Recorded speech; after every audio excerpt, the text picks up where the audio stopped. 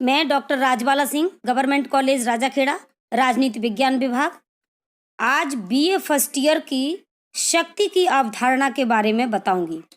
जैसा कि आप लोग जानते हैं कि शक्ति से प्रतीत होता है कि बहुत बलशाली, शक्तिशाली और जिसको पावर अधिक हो। सादा अर्थों में हम इसी को ले सकते हैं, लेकिन अब इसको क्रम से पढ़ेंगे कि जैसे प्राचीन काल से लेकर आज तक शक्ति का अस्तित्व सर्वव्यापक माना गया है।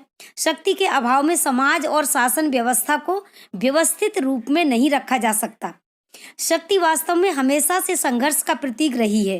राजनीति को शक्ति से अलग नहीं किया जा सकता। शक्ति नीचे से ऊपर की ओर केंद्रीकृत होती है। राजनीति विज्ञान में शक्ति के इतने महत्वपूर्ण विषय होने के कारण इसको स्पष्ट करना भी आवश्यक हो जाता है। जैसे लॉर्ड एक्टन ने माना था कि शक्ति भ्रष्ट करती है और निरंकुश शक्ति पूर्णतया भ्रष्ट कर देती है। व्यक्ति के मन और मस्तिष्क में शक्ति के प्रति एक दुर्भावना का जन्म हुआ है। यद्यपि शक्ति मानव समाज व्यवस्था की दृष्टि से अत्यंत महत्वपूर्ण तत्वों में से एक है। इसके अभाव में सामाजिक व्यवस्था की कल्पना नहीं की जा सकती। इसी बात को कैटलिन ने और लासवेल ने राजनीति विज्ञान को शक्ति का विज्ञान कहा है। कौटिल्य ने शक्ति को समस्त सांसारिक जीवन का आधार दंड शक्ति माना है। मिचेल्स कहते हैं कि जिसने शक्ति प्राप्त कर ली है वह सदा ही उसे अधिक दृढ़ और व्यापक बनाने के प्रयत्न में जुटा रहता है। मार्गेनथाउ कहते हैं कि हर प्रकार की राजनीति, चाहे वह घरेलू हो या अंतरराष्ट्रीय, शक्ति संघर्ष की एक प्रक्रिया है। और फेमस मैकाइवर भी इस बात को कहते हैं कि समस्त गति, सभी संबंध, सभी प्रक्रियाएं, समस्त व्यवस्था और प्रकृति में घटित होने वाली प्रत्येक घटना शक्ति की अभिव्यक्ति माना जा सकता है। मनु ने भी दंड की उत्पत्ति को ईश्वर के द्वारा प्रदान की गई माना है तथा ये दंड ही राजा है और इस दंड को ही विद्वानों ने धर्म कहा है, क्योंकि दंड ही सभी से उसके धर्म का पालन कराता है। सीधी सी बात है कि जब तक दंड का भय रहता है, सारे नियम, कायदे, कानून अपने आप ही लागू होते रहते हैं। दंड के अभाव में कोई भी कानून लागू नहीं किया जा सकता है। शाब्दिक अर्थ में हम शक्ति का अर्थ लगा सकते हैं कि शक्ति का अर्थ के संबंध में यह माना जाता है कि असहमति को सहमति में बदलने की स्थिति का नाम ही शक्ति है। शासन व्यवस्था में शक्ति से राजनीतिक निर्णय लिए जाकर आदेश प्रसारित करने के बाद जो व्यक्ति आदेश की अवहेलना करते हैं उनको दंडित करने की स्थिति का नाम ही शक्ति है। शक्ति मानव मस्तिष्क पर सीधा प्रभाव डालती है। शक्ति एक विशेष स्थिति को प्रकट करती है जिसमें नियंत्रण को सर्वोच्च प्राथमिकता दी जाती है। अब हम जानेंगे कि शक्ति की विशेषताएं क्या क्या होती हैं। मोटे रूप में शक्ति की पहली विशेषता है कि शक्ति व्यक्ति के व्यवहार को नियंत्रित करने का प्रतीक है, नंबर 1। नंबर 2, शक्ति व्यक्ति व समूह के संघर्ष का बिंदु है। नंबर 3, व्यक्ति की सर्वोच्च इच्छा का नाम ही शक्ति है। नंबर 4, शासन व्यवस्था में शक्ति शासक की इच्छा का अंतिम रूप है। नंबर 5, शक्ति का अस्तित्व प्रत्यक्ष व अप्रत्यक्ष दोनों होते हैं। नंबर 6, शक्ति में पद सोपान व्यवस्था पाई जाती है जिसमें उच्च स्तर पर शक्ति का निवास होता है। नंबर 7, शक्ति आदेश की पालना नहीं करने वालों को दंडित करने की व्यवस्था का नाम है। नंबर 8, राज्य के संपूर्ण कार्य का प्रतीक है। नंबर 9, शक्ति संगठन का प्रतीक है, संगठन में ही शक्ति निवास करती है। नंबर 10, शक्ति समाज को सुव्यवस्थित रखने का नाम है। नंबर 11, शक्ति राजनीति का अंतिम लक्ष्य है। राजनीतिक व्यवहार में शक्ति क्षमता, प्रभाव, सत्ता का ही रूप है।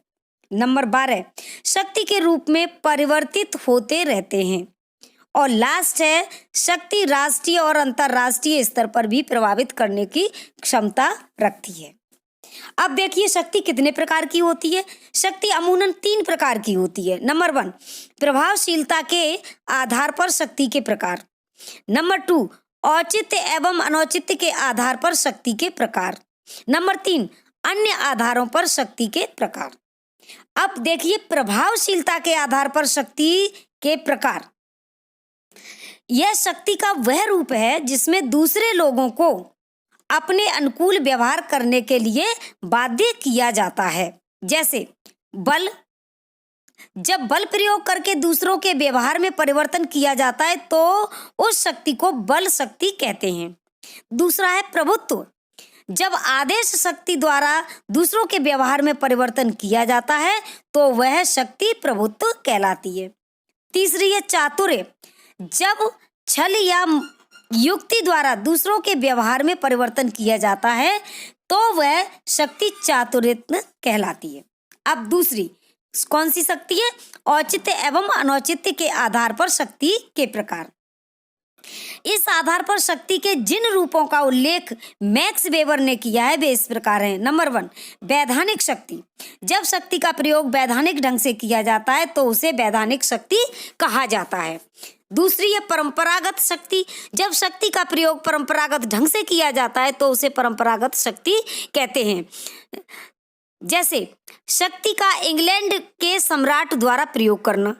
तीसरी होती है करिश्माई शक्ति, जब शक्ति का प्रयोग व्यक्तित्व या विशेष किसी गुण के आधार पर प्रयोग की जाती है तो उसे करिश्माई शक्ति कहते हैं। जैसे मान लीजिए कि कोई किसी को आइडियल मानता है तो वो अपने आप व्यक्ति परिवर्तित होता चला जाता है। अगली है दमनकारी शक्ति, जब शक्ति का प्रयोग दमन के रूप में किया जाता है, औचित्य के प्रयोग किया जाता है तो उसे दमनकारी शक्ति कहते हैं। अन्य आधारों पर, अंतिम है अन्य आधारों पर शक्ति के प्रकार। इसमें पहला होता है दृश्य अदृश्य शक्ति, जब शक्ति प्रकट रूप में प्रयोग की जाती है तो उसे दृश्य शक्ति कहते हैं।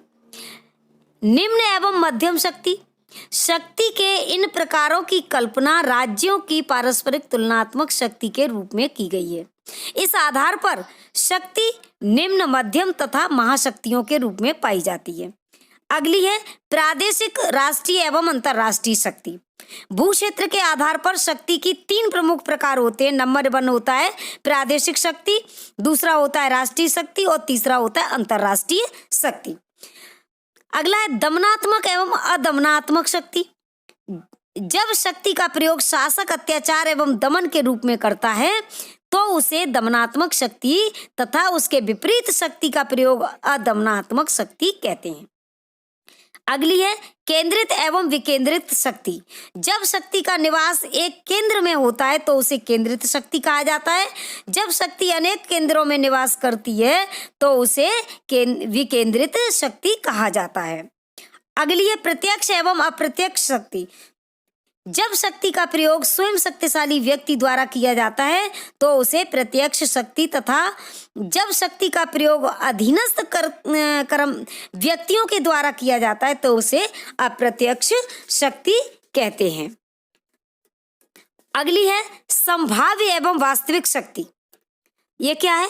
जब शक्ति का प्रयोग शक्तिशाली व्यक्ति द्वारा किया जाता है तो उसे वास्तविक शक्ति कहते हैं तथा जब शक्ति का प्रयोग शक्तिशाली व्यक्ति क्षमता रखते हुए भी स्वयं उसका प्रयोग नहीं करता है तो उसे संभाव्य शक्ति कहते हैं। औपचारिक एवं अनौपचारिक शक्ति, जब शक्ति का प्रयोग वैधानिक तरीके से पदाधिकारी के द्वारा किया जाता है तो उसे औपचारिक शक्ति कहते हैं। जैसे ऑफिस में कोई अधिकारी वैधानिक तरीके से शक्ति का प्रयोग करता है तथा जब इसका प्रयोग व्यक्तिगत संबंधों के आधार पर किया जाता है तो उसे अनौपचारिक शक्ति कहते हैं। एक पक्षीय, द्विपक्षीय और बहुपक्षीय शक्ति, जब शक्ति का प्रयोग एक पक्ष के द्वारा किया जाता है तो उसे एक पक्षीय शक्ति कहते हैं, जब शक्ति का प्रयोग 2 पक्षों के द्वारा किया जाता है तो द्विपक्षीय शक्ति कहते हैं और जब बहुत पक्षों के द्वारा या 2 से अधिक पक्षों के द्वारा शक्ति का प्रयोग किया जाता है, तब उसे बहुपक्षीय शक्ति कहते हैं। धन्यवाद।